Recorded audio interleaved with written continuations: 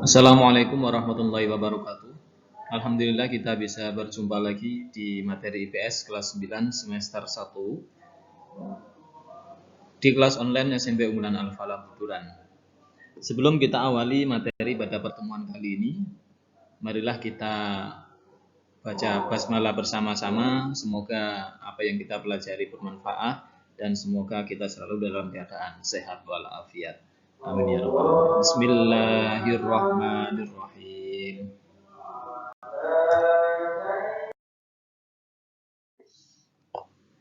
Nah, pada pertemuan kali ini kita melanjutkan materi bab 2 dengan subbab yang ada di perubahan sosial budaya. Yang kedua yaitu faktor penyebab dan penghambat perubahan sosial budaya. Oke, mari kita ikuti materi faktor penyebab dan penghambat perubahan sosial budaya bersama-sama pada slide berikutnya.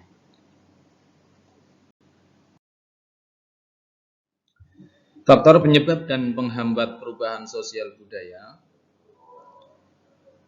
Di sini ada banyak hal yang menjadi penyebab perubahan sosial budaya. Di antaranya yaitu 1. Bertambah dan berkurangnya penduduk. Bertambah dan berkurangnya penduduk ini menjadi salah satu faktor penyebab sosial budaya. Contohnya di Indonesia. Indonesia termasuk negara dengan jumlah penduduk yang sangat besar ya. Penduduk Indonesia mendiami ribuan pulau yang tersebar dari Sabang sampai Merauke. Indonesia memiliki peringkat keempat dunia dalam hal kepadatan penduduk. Sedangkan pada sensus tahun 2010 penduduk Indonesia mencapai 237 juta jiwa.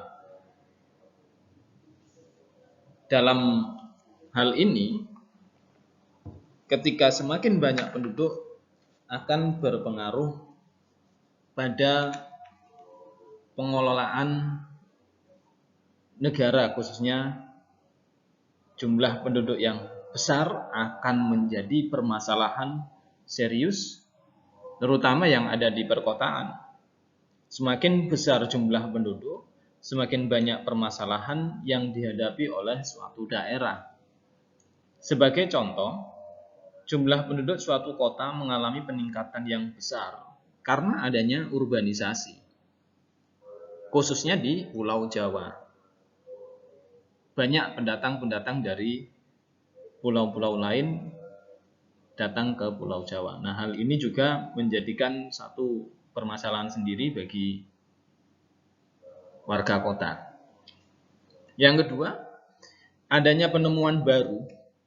Banyak hal tentang penemuan baru seiring dengan berkembangnya ilmu pengetahuan dan teknologi akan banyak sekali muncul penemuan-penemuan baru.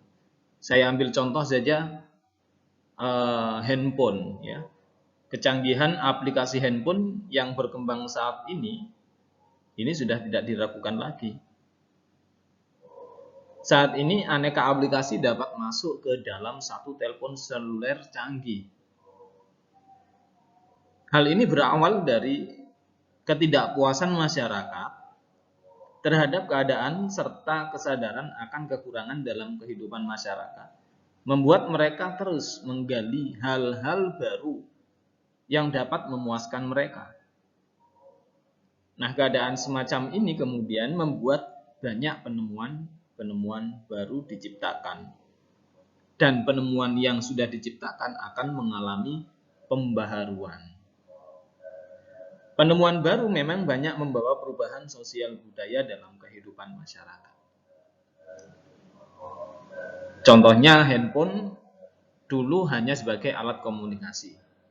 Sekarang bisa untuk alat pembayaran bank dan lain sebagainya. Banyak sekali. Nomor 3, konflik.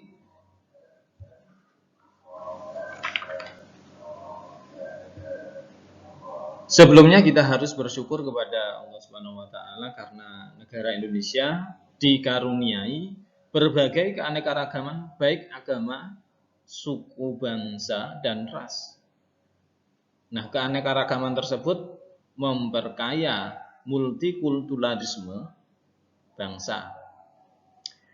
Namun di sisi lain, keanekaragaman ini jika tidak dijaga dengan baik akan membawa proses sosial negatif. Yang hal tersebut bisa disebut dengan konflik. Konflik dapat terjadi akibat banyak hal. Penyebab terjadinya konflik pada dasarnya karena ada perbedaan, baik perbedaan kepentingan, pendapat, kebudayaan antar individu. Nah, di dalam konflik tersebut kemudian dapat menyebabkan terjadinya perubahan sosial di dalam masyarakat. Yang keempat, terjadinya pemberontakan atau revolusi. Contoh revolusi yang pernah terjadi di Indonesia adalah ketika Indonesia mencapai kemerdekaannya pada tanggal 17 Agustus tahun 1945.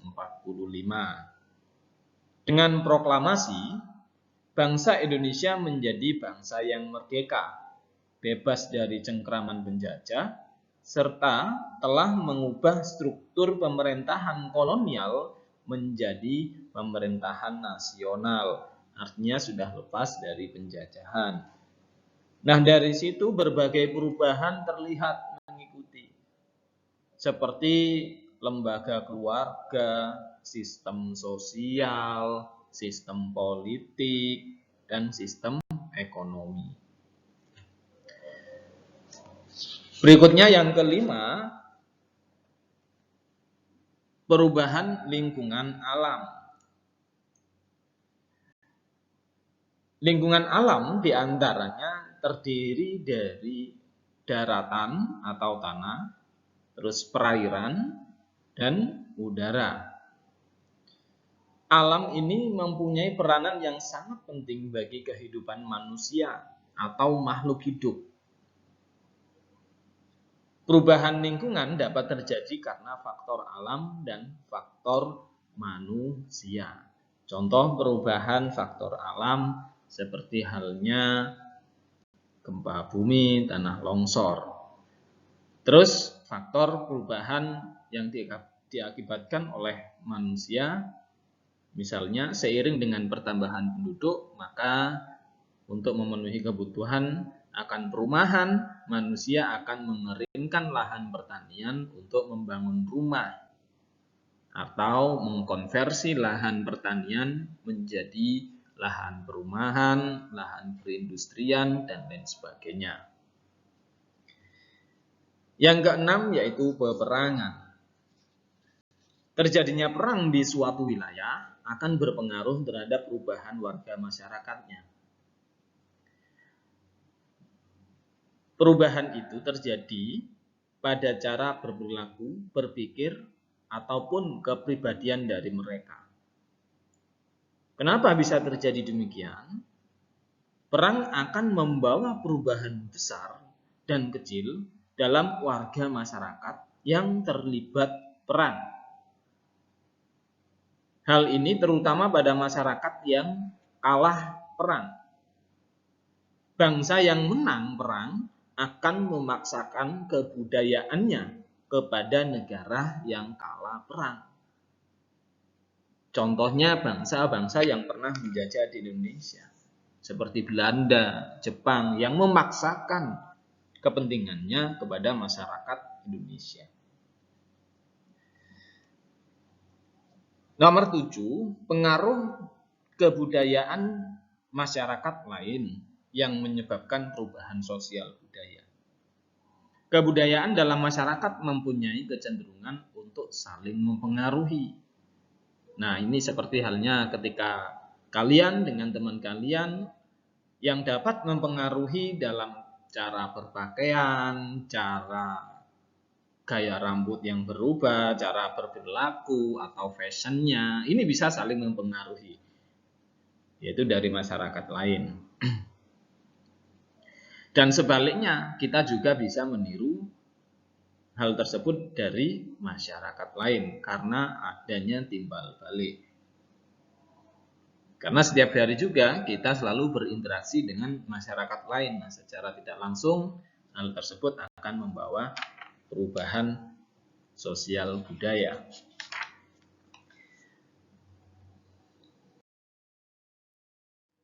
Proses pengaruh kebudayaan lain.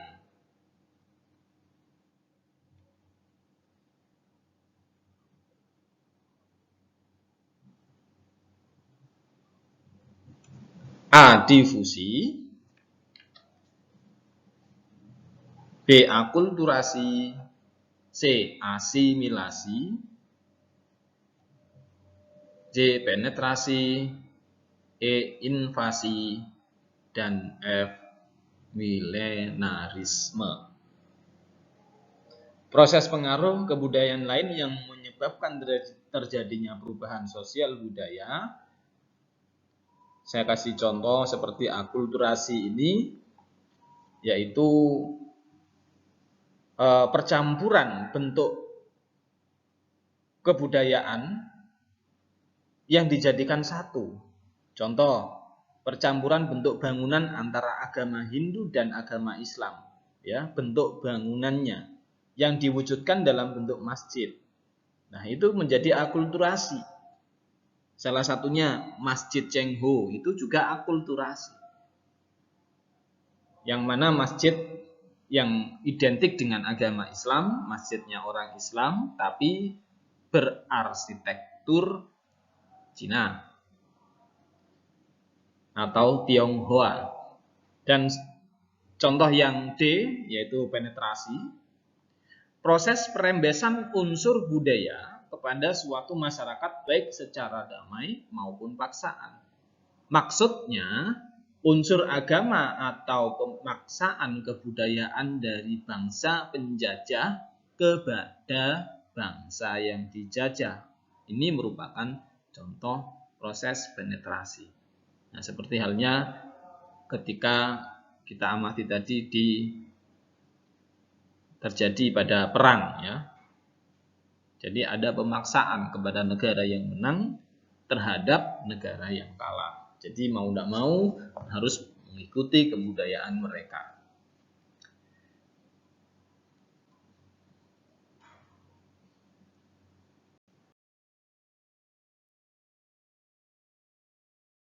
Nah, sekian materi yang bisa saya sampaikan pada pertemuan kali ini. Semoga bermanfaat bagi kita semua. Semoga kita selalu dalam lindungan Allah, selalu dalam rahmat Allah. Saya akhiri. Wassalamualaikum warahmatullahi wabarakatuh. Sampai jumpa kembali di kelas online SMP Unggulan Al-Falah Buturan pada pertemuan berikutnya.